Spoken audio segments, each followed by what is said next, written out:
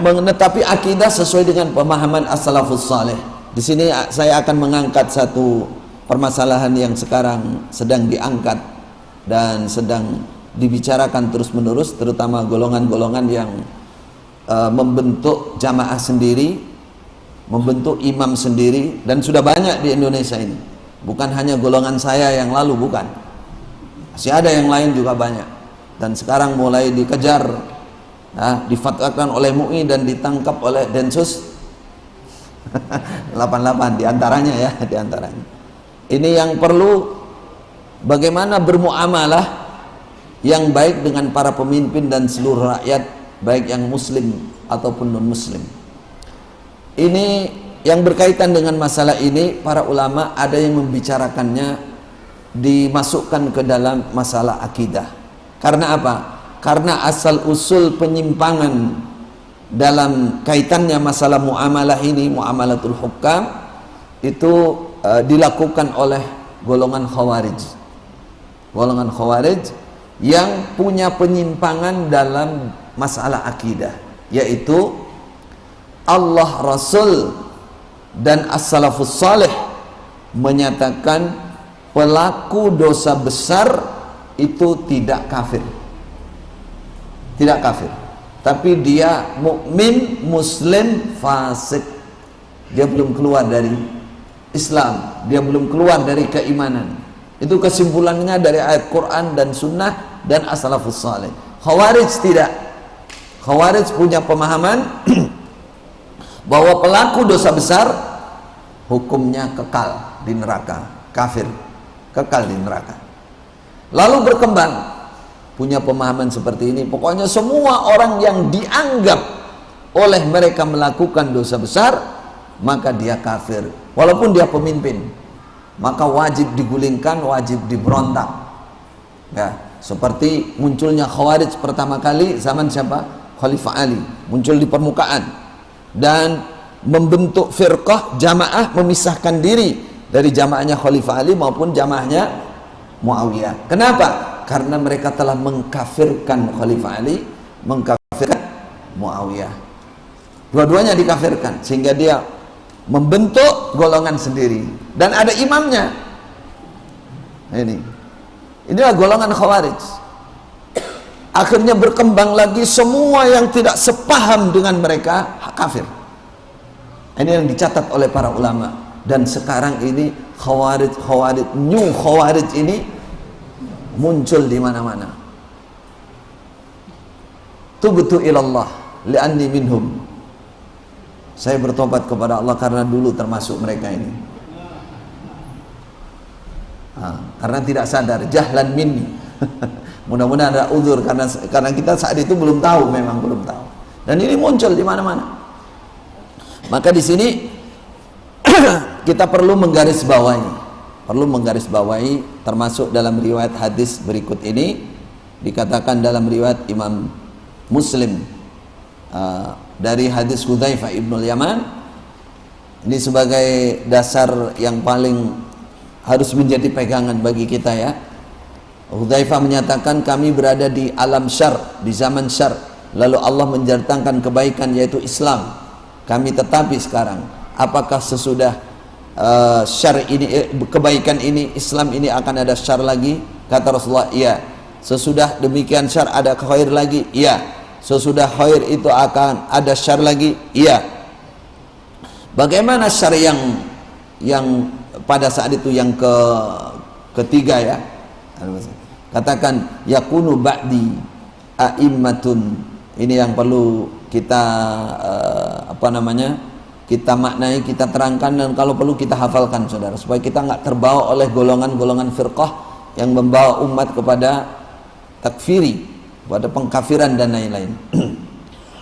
Akan ada sesudahku a'immatun la yahtaduna bihudaya.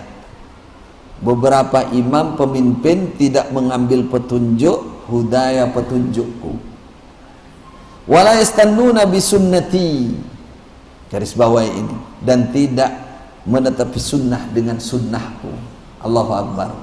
Ini yang dibahas oleh Nabi. A'immah, pemimpin-pemimpin muslim, yang dia muslim, berkuasa dia, tapi hakikatnya dia tidak mengambil hidayah, petunjuk dari Nabi, dan tidak mengagungkan, tidak menetapi sunnah Nabi. Wa sayaqumu fihim rijalun qulubuhum qulubus syayatin fi juthmani insin. Di kalangan mereka para pemimpin ini akan muncul tokoh-tokoh qulubuhum qulubus syayatin. Hati mereka itu adalah hatinya setan. Pemikirannya nggak ada yang baik, menyesatkan, menjauhkan dari kebaikan. Fi juthmani insin, yang berada di jasad manusia. Qala Hudzaifah, qultu, aku mengatakan, kaifa asna'u ya Rasulullah in adraktu zalik. Bagaimana aku berbuat wahai Rasulullah jika aku menjumpai hal itu? Apa kata Rasulullah? Tasma'u wa tuti'u lil amir wa in duriba dhahruka wa ukhidha maluka fasma' wa ati'. Coba gabungkan dengan la yahtaduna bihudaya wa la yastannuna bisunnati. Posisinya seperti itu amirnya, tapi karena ini muslim dan ini penguasa, apa kata Rasulullah? Tasma'u wa tuti'u, kamu tetap mendengarkan dan taat kepada amir. Yang dimaksud tetap takyid, taksis dengan yang tidak maksiat yang dimaksud. Perintahnya yang tidak maksiat, kamu harus taat. Wa in duriba dhahruka, jadi tidak hanya la yahtaduna bihudaya wa la yastannuna bisunnati, tidak hanya itu, mereka juga zalim, penguasa yang zalim. Duriba dhahruk, kamu dicambuk, kamu gak salah, kamu dizalimi, dipenjara, dicambuk. Wa ukhidha maluk, bahkan hartamu dirampas. Wa ukhidha maluk fasma' wa ati', kamu harus mendengarkan dan taat selama tidak maksiat. Fa in umira bi maksiatin fala sam'a wala ta'ah. Itu garisnya. Sebenarnya apa hikmah di balik ini, saudaraku? Ini akidahnya, ini manhajnya salafus saleh dalam bermuamalah dengan para pemimpin. Kalau dia seorang muslim, dia sudah berkuasa, bahkan para ulama mencatat sekalipun didapat dengan cara yang salah, disebut taghallub. Taghallub terjadi di dalam dunia Islam, dalam tarikh tercatat. Taghallub itu menggulingkan, kudeta, merebut. Itu tidak dibenarkan dalam Islam cara seperti itu. Yang dibenarkan adalah dipilih oleh ahlul halli wal aqd, dipilih oleh para tokoh-tokoh yang mewakili rakyat, tapi dia berkuasa dengan itu. Pun kalau sudah berkuasa dan menjadi seorang amir, seorang pemerintah yang harus ditaati, dalam Islam harus mentaati kalau dia muslim, selama tidak maksiat. Apa hikmah di balik itu? Karena Islam hanya menginginkan jamaah, persatuan, ketenangan, keamanan. Itu yang dituju dalam Islam dengan adanya kepemimpinan. Tujuan utamanya.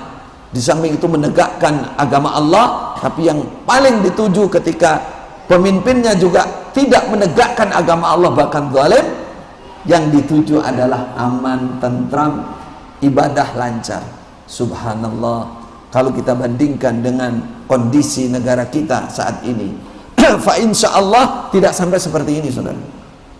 Tidak sampai separah ini. Yang separah ini pun Rasulullah tetap fasma wa ati'.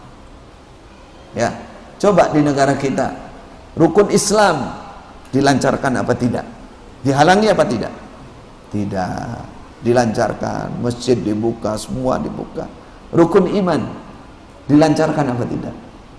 Dilancarkan. Buktinya tidak dihambat, nggak ada orang dihalangi, bahkan dilindungi oleh undang-undang untuk beramal, mengerjakan sesuai dengan keyakinannya masing-masing, sesuai dengan keyakinannya masing-masing. Disinilah yang ingin saya tandaskan. Inilah manhaj as-salafus saleh. Umpama kita tidak mengerti hikmah, kita cukup dengan ini, selesai dalam agama. Jangan lagi ada berita kalau Wahabi sangat identik dengan pemberontakan, dengan tidak ada sama sekali. Ini ajaran yang kami terima di Mekah. di Mekah. Dan saya katakan lagi, tidak ada di sana Wahabi, nggak ada. Itu penamaan kalau tidak salah yang kami dengar juga, itu asal usulnya dari Yahudi yang ingin mengaburkan Islam yang betul-betul mengikuti madhab salafus saleh, sehingga diidentikan dengan kekerasan dan lain-lain supaya manusia menjauh. Itu asalnya. Nah, kalau sekarang berkembang bahkan dari saudara-saudara kita umat sendiri, kasih tahu mereka Anda terpengaruh tasyabbuh dengan Yahudi. Tertabu dengan Yahudi. Ini ada yang lebih parah lagi, saudara. Saya boleh curhat sedikit. Menggunakan hadis ini untuk sebuah kelompok, untuk menguatkan sebuah. Artinya yang paling parah ini termasuk ketaatan kepada amir kelompok itu. Wa in duriba dhahruka wa ukhidha maluka. Kalau kamu hanya diminta 10%, nggak ada apa-apanya. Ukhidha maluka, duriba dhahruka, itu dalilnya. Sampai hartamu dibawa semua, kamu harus taat. Allah Akbar. Ini yang saya tanya itu, saya tanda tanya sebelum saya ke Mekah, saya sudah tanda tanya. Kenapa kok ada manusia kok kekuasaannya kok luar biasa, boleh ngambil harta ru'yahnya, dan boleh ukhidha maluka, diambil hartamu, asma'wati, harus taat. Bahkan dipukul kamu juga harus taat. Ternyata apa? Di mana letak kesalahannya? Dia gabung dua kalimat ini, ya, asma'wati wa indu dibadrika ukhidha maluka. Walaupun amir kamu diambil hartanya, kamu harus mendengarkan, ngikuti aja.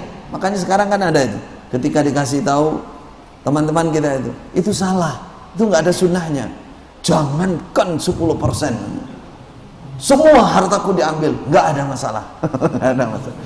Ya ini karena kekeliruan memahami dalil ini. Ini yang saya katakan jahlan minhum. Ini kasihan mereka itu, ditipu-tipu pakai dalil tapi maknanya yang diselewengkan, ya, diselewengkan.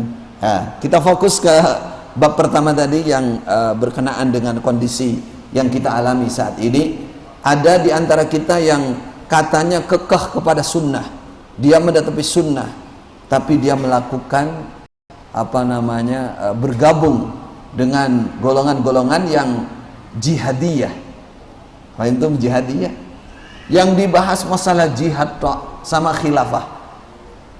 Sehingga apa? Sehingga sampai terdengar bahasa bahwa pemimpin Indonesia ini tauhid, semua tauhid. Masya Allah. Muslim, sholat, kita tidak melihat mereka menyembah patung dan seterusnya. Mentauhidkan orang. Wah, ini bahaya. Ini takfiriyah dan irhabiyah. Saudaraku yang terutama yang hijrah, jangan salah tempat. Jangan salah tempat. Jadi ikuti bagaimana manhaj as-salafus saleh, dalilnya sudah sangat jelas, ya. Termasuk riwayat yang kedua di sini dikatakan dari Hudzaifah juga, yang kita simpulkan bahwa ketika terjadi zaman fitnah, Hudzaifah menanyakan kepada Rasulullah, di mana-mana qaumun yahduna bil hadyi ta'rifu minhum wa tunkir, banyak para dai-dai yang mengajak ke pintu neraka jahanam, dan para pemimpinnya sudah tidak menunjukkan petunjuknya Rasulullah. Apa kata Hudzaifah? Beliau menanyakan, "Fama ta'muruni in adrakani dzalik?" Apa yang kau perintahkan kepadaku Nabi ketika aku menjumpai kondisi seperti itu? Bagaimana kata Rasulullah? "Talzamu jama'atal muslimina wa imamahum." Masya Allah, sangat jelas bahasanya kalau paham bahasa Arab lah, atau paham bahasa Arab, tidak berkhianat membelokkan makna, pasti tidak salah maknanya. Talzamu, kamu tetapi. Ini kalam khabar, fi'il mudhari' tapi makna amr. Tetapilah jama'atal muslimin, jamaahnya orang-orang Islam. Jamaahnya orang-orang Islam. Apa jamaah? perkumpulan, persatuan, jamaahnya orang. Wa imamahum, dan imam mereka orang-orang Islam semuanya. Pemimpin mereka orang-orang Islam semuanya. Siapa yang oleh orang-orang Islam menyatakan itulah imam kami, itulah pemimpin kami, itu kamu ikuti. Mereka bersatu kepada satu pemimpin, itu makna sangat jelas dalam. Kalau golongan saya dulu dibalik maknanya. Nih, saya curhat saja ini.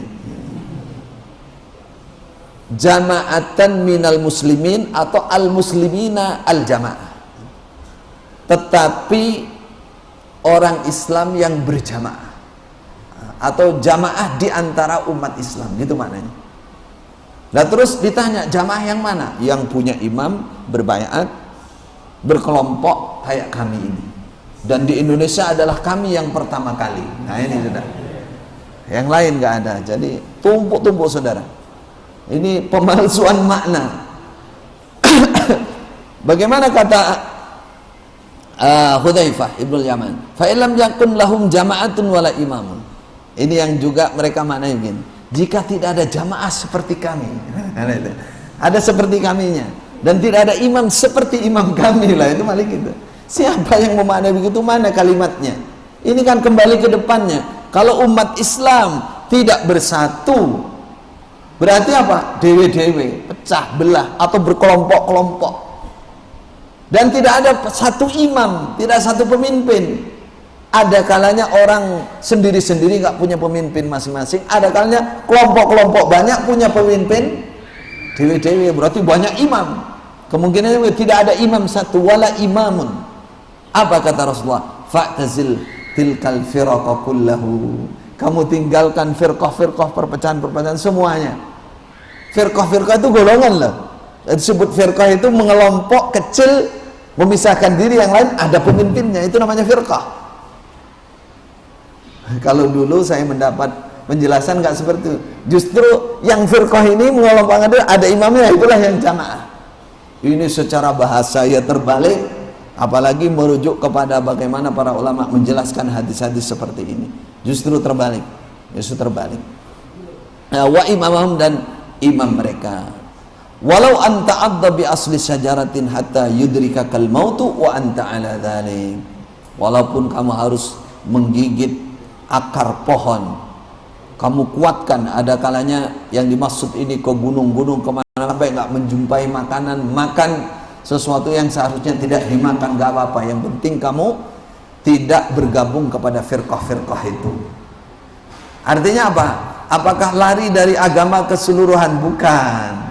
Yang dimaksud kamu tetap beribadah, berakidah yang benar, walaupun tanpa kamu bergabung dengan siapapun, bahkan tidak punya pemimpin. Yang penting kamu bisa masuk surga. Itu aslinya. Itu aslinya. Jadi masalah ini kalau kita simpulkan bahwa persatuan itu adalah tujuan Islam. Imam satu, penguasa satu, itu adalah tujuan Islam. Jadi kalau dibilang NKRI, kalau mau dibahasakan secara syar'i, ya itu memang harus bersatu. Harus bersatu, nggak boleh berpecah belah. Apalagi mayoritas muslim. Ya, mayoritas muslim. Jadi hatta yudrikal maut wa anta ala dzalik, Subhanallah. Ini sudah sangat jelas, saudara. Tapi kita perlu memperjelas lagi. Ini sering kita bikin gambaran begini. Seperti kondisi pada zaman Imam Ahmad bin Hanbal, ya. Imam Ahmad bin Hanbal ketika itu khalifah ini padahal punya pemahaman menyimpang dalam masalah akidah, pro atau setuju dengan pemahaman bahwa Al-Quran itu apa? Makhluk, bukan kalam Allah, bukan sebuah sifat yaitu kalam Allah, bukan. Tapi Allah menciptakan makhluk, dinamai kalamullah, kalamnya Allah. Khalifah Imam Ahmad menilai keyakinan seperti ini dengan suatu kondisi tertentu bagi seseorang belum sampai ke level kekufuran. dia masih muslim. Sehingga apa? Ketika Imam Ahmad dipenjara, dicambuk berbulan-bulan, tetap Khalifah Imam Ahmad menyatakan diantaranya dalil ini, talzamu jama'atal muslimin wa imamahum, kamu jangan memisai persatuan umat Islam dan pemimpin mereka, harus fasma' wa ati' wa induriba dhahruk wa ukhida maluk fasma' wa ati'. Padahal beliau sendiri dicambuk, dalam keadaan berpuasa dicambuk, dan terus menerus sampai semaput, cambuk lagi. Hanya masalah satu ini saja beliau bertahan. Tapi kalau ditanya fatwanya apa, dengan khalifah taat dan mendengarkan. Padahal beliau sendiri sedang disiksa, sedang dipenjara, sedang dizalimi, suruh taat itu. Itulah namanya manhaj as-salafus saleh. Nah, masalah agama bagaimana? Masalah agama, rakyat orang Islam saat itu, ya, masalah agama mengikuti Imam Ahmad, masalah akidah mengikuti Imam Ahmad, sehingga diceritakan setiap hari mereka ada utusan perwakilan di luar penjaranya Imam Ahmad dengan bawa buku. Apa keputusan akhir Imam Ahmad? Apakah menyatakan Quran itu makhluk? Kami akan ikut. Kalau Imam Ahmad tidak menyatakan Quran, kami akan ikut Imam Ahmad. Artinya kita punya gambaran di sini bahwa masalah agama, masalah keyakinan, masalah akidah, ikuti ulama. Ikuti ulama. Fas'alu ahla dzikri in kuntum la ta'lamun. Begitulah, ini solusi bagi kita semua. Jangan memisahkan diri dari umat Islam secara umum, jangan bikin firqah, bersatu kepada imamnya umat Islam. Adapun ibadah, akidah, urusan kita masing-masing. Ya, urusan kita masing-masing. Nah, sini sesuai. Artinya ketika kita menjumpai yang mirip-mirip seperti itu, mari kita berjuang seperti zaman Imam Ahmad. Artinya urusan akidah, urusan belajar, urusan beribadah, mari kita urusi, kita hidupkan. Walaupun kita tidak dapat motivasi dari pemimpin misalkan, ya tetap itu urusan kita dengan Allah. Pilihlah guru yang benar, pilihlah keilmuan yang benar, itu menjadi tugas kita semua. Alhamdulillah, barakallah fina wa fikum.